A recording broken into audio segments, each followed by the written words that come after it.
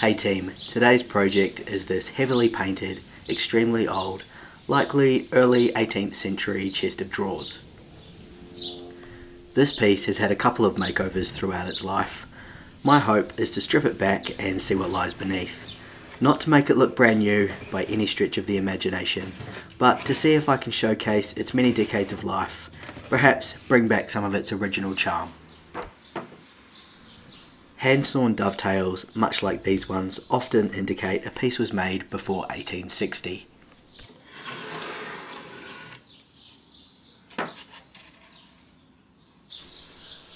There are 4 out of 6 handles that I believe could be original. There's also a few locks, but none of them are operational and they're all very shabby looking. First, I'm going to make a start on the carcass.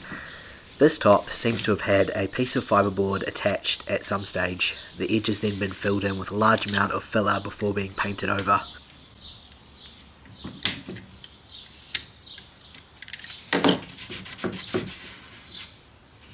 I think the last makeover was more of a shabby kind of look.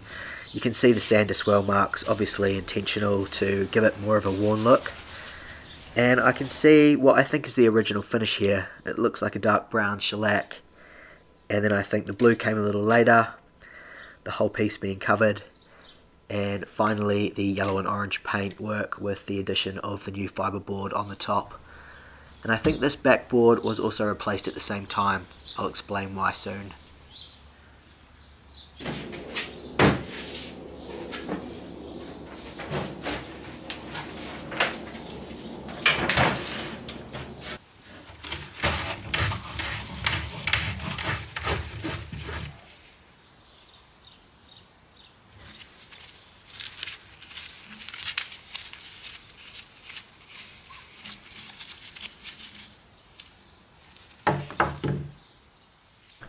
Let's remove the top fiberboard and see what is hiding underneath. Now, as I start removing the filler, it dawns on me that I should really do a lead test on this paint. Until the mid-1960s, lead was used to make some kinds of paint. It would accelerate drying time, increase durability, and maintain a fresh appearance, among other things.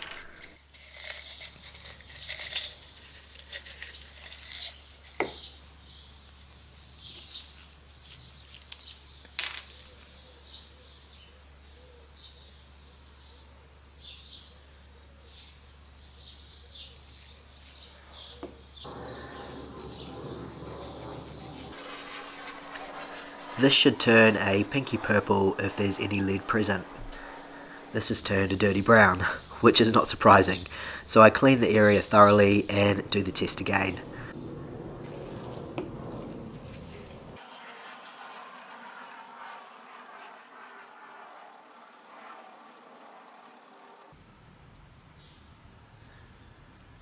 I'm comfortable that this orange is lead free. It's this blue that I'm questioning. The cracking in this paint and its appearance in general just looks very old.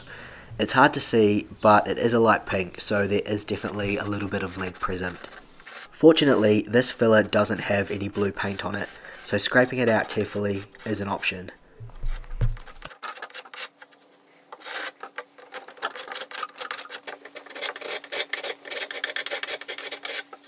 When removing the blue paint, I want to avoid creating any dust. So I'm going to use a stripper to remove it. Wearing gloves, a respirator, working with good airflow, that's all really important. But this is what I do. It's not what I think you should do. You should do your own research, and if you aren't comfortable, find another project.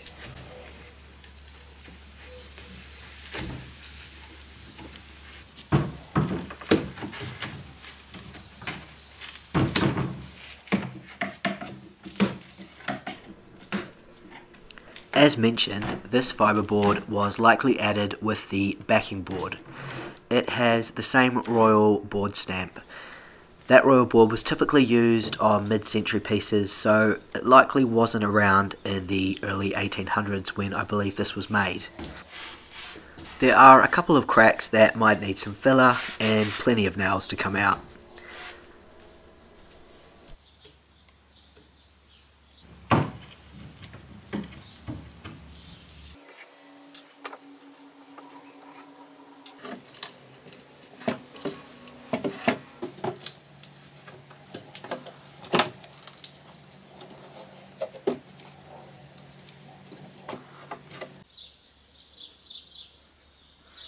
Now it's time to get stripping.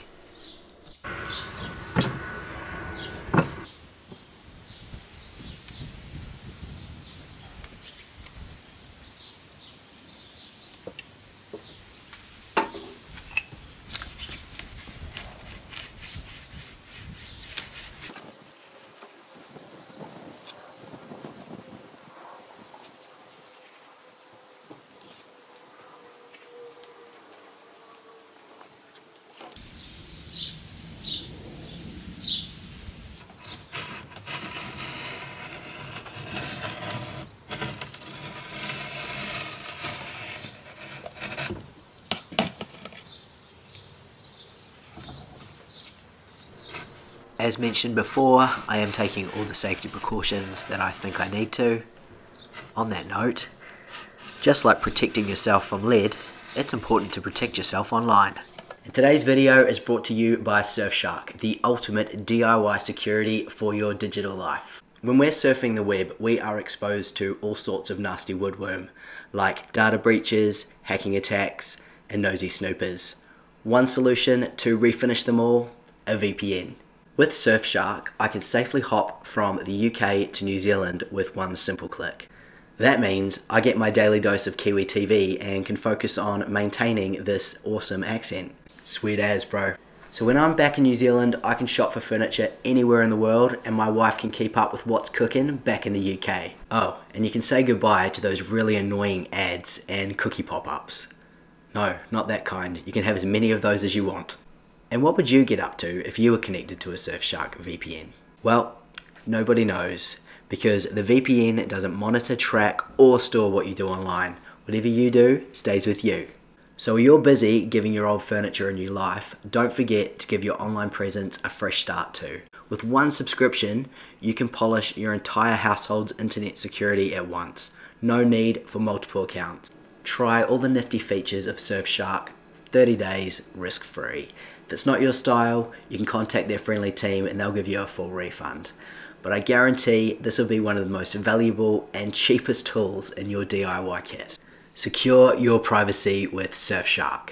Enter the code FLIPIT and secure 4 extra free months at surfshark.deals/flipit.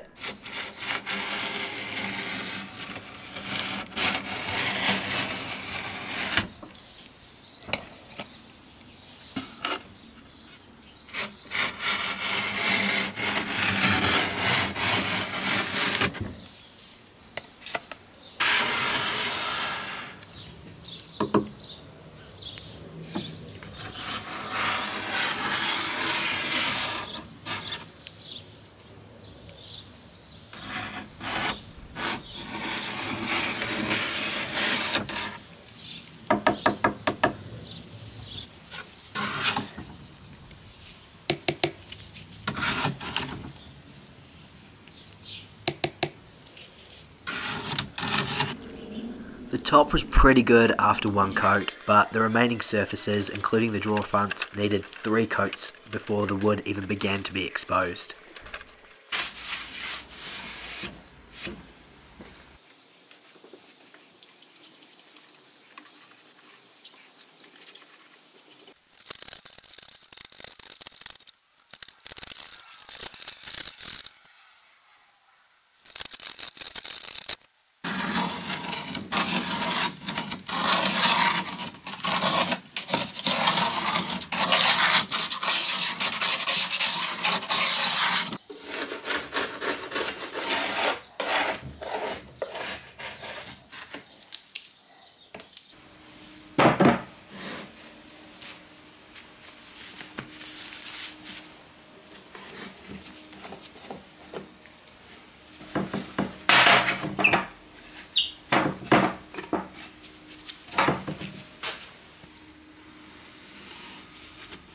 There is a lot of paint in all sorts of places on these. I have got my work cut out for me, that's for sure. But I'm going to start with my scraper to get into the corners, and I found the paint in the trim to be somewhat brittle in places, so I made the most of my scraper there too.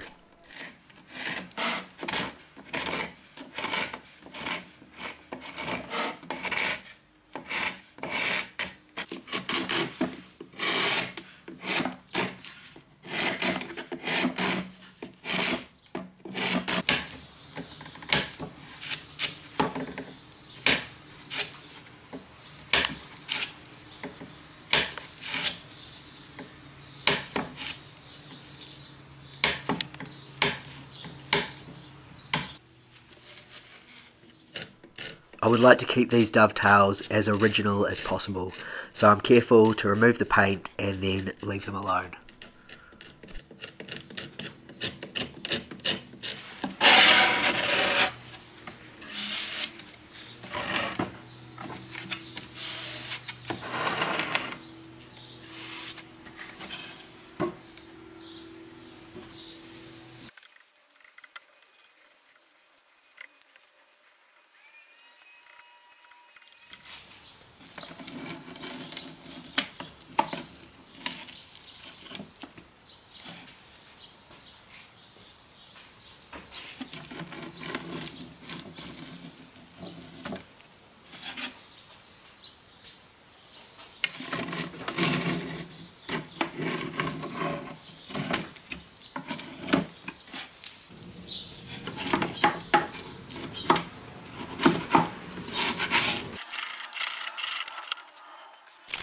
If you're new to my channel, welcome, and if you've been here before, thank you for your continued support. I really appreciate it.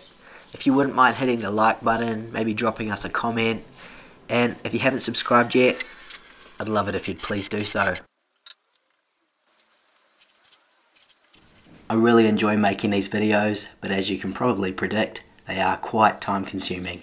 So if you'd like to support my channel just a little bit more, maybe shout me a beer, my wife a wine, or Sonny a baby chino, feel free to do so. I'll leave the link in the description. Thank you very much.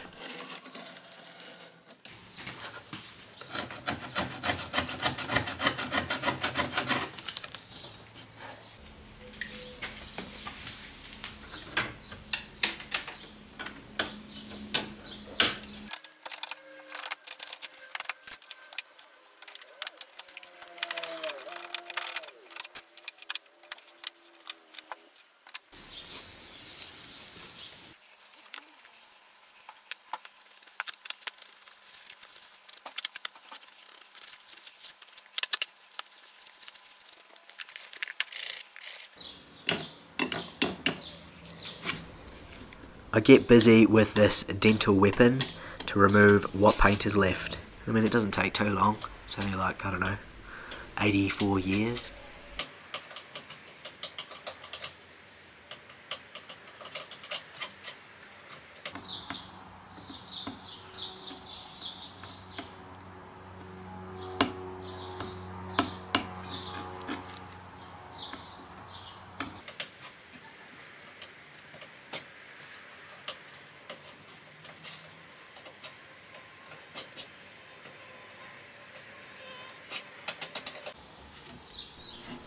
Two of the 4 keyhole covers are missing, so I'm going to remove these 2 and I'll replace them all.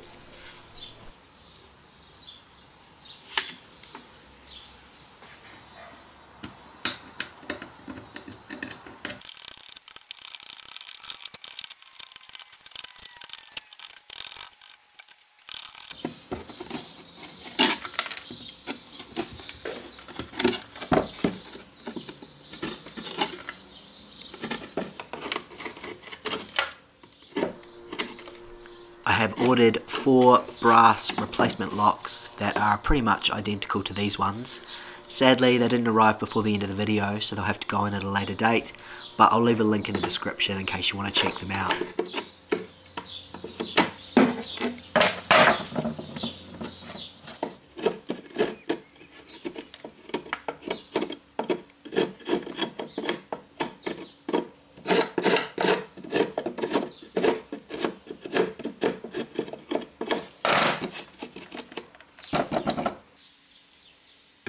As you can see, the original shellac finish is in pretty rough condition, so I'm going to use some acetone to remove it.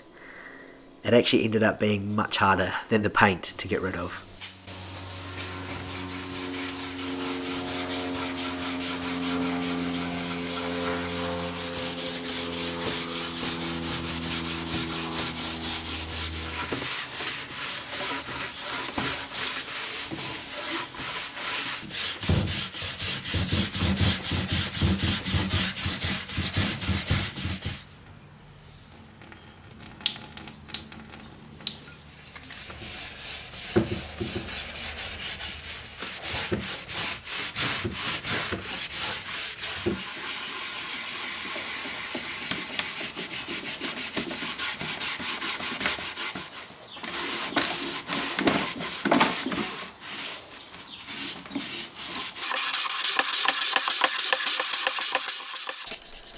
It's now time to sand away what's left of the original finish, although I don't want to sand it all away as I do want the final piece to have some of its history shine through. I don't want it to look new or refinish per se. I want it to look like an old piece of furniture that reflects the many decades it's lived through. I use wood filler on some of the deeper holes and cracks, but I don't go overboard for the reasons I just mentioned. I then wet it down to raise the grain, and once dry I give it a final sand with 240 grit.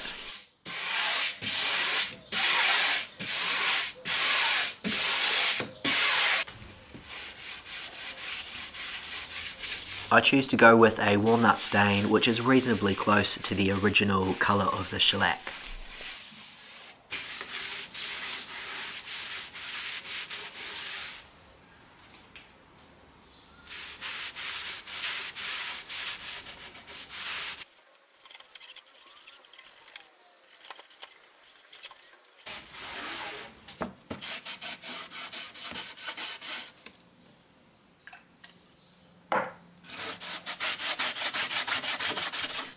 I then use Walnut Restorer Finish on the insides of the drawers to freshen them up a little, and then I use a hard oil on the entire piece.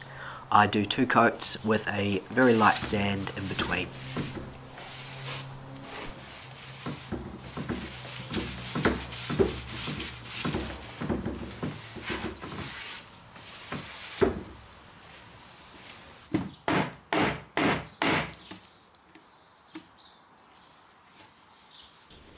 I decided not to put the original wooden handles back on.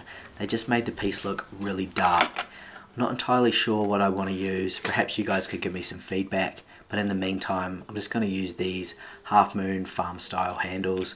I'm also aware the screws should probably be flathead to suit the piece. I just didn't have any.